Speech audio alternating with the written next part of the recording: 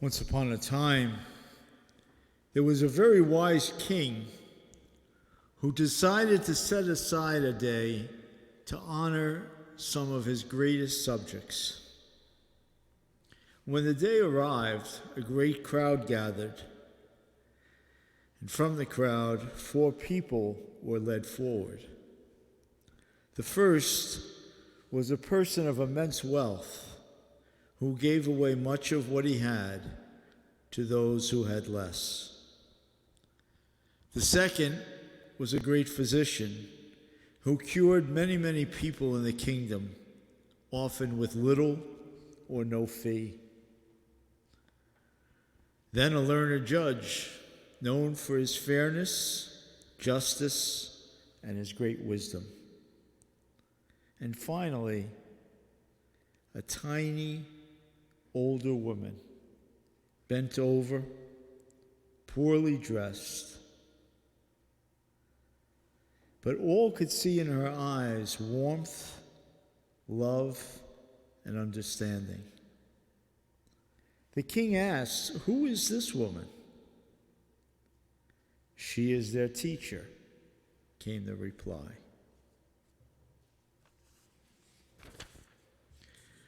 We are, in more ways than you might think, like those 3 kings. They got some things right and some things very wrong. What they got wrong were their gifts, which came out of their world and their understanding.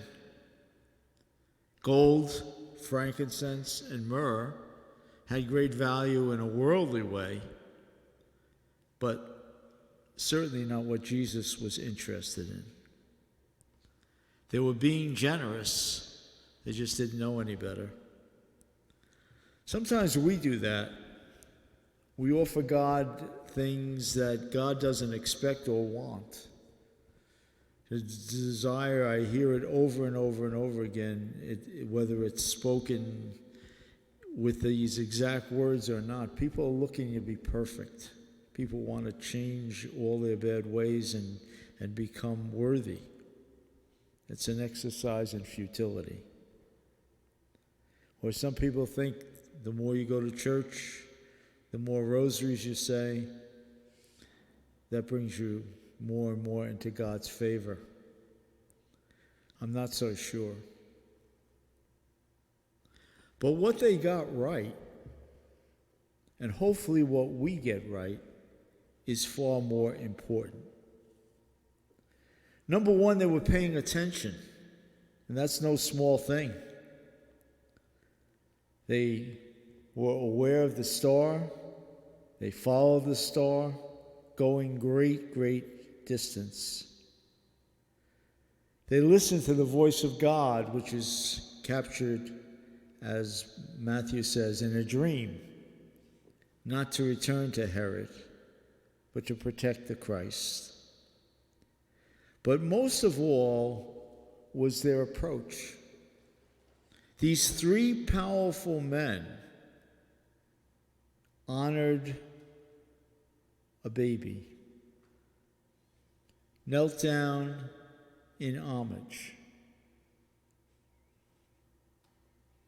We can do lots of great things, but first of all, we have to pay attention in our spiritual lives, because most things are very subtle.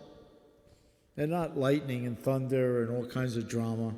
They're little things. But we must pay attention in order to be led by the Spirit. But most of all, we don't just come in kind of a vacuum or in some kind of a separate way, but we come here hopefully to, yes, get strengthened by God, be guided by God, but mostly to be taught by our great teacher, Jesus Christ. Learning about life, learning about humility, learning about what really matters, not taking offense, not hurting others. And if we learn those things and work at them, not to perfection, but keep working at them, then we too can lead, and we too can teach others, not by what we say, but how we live.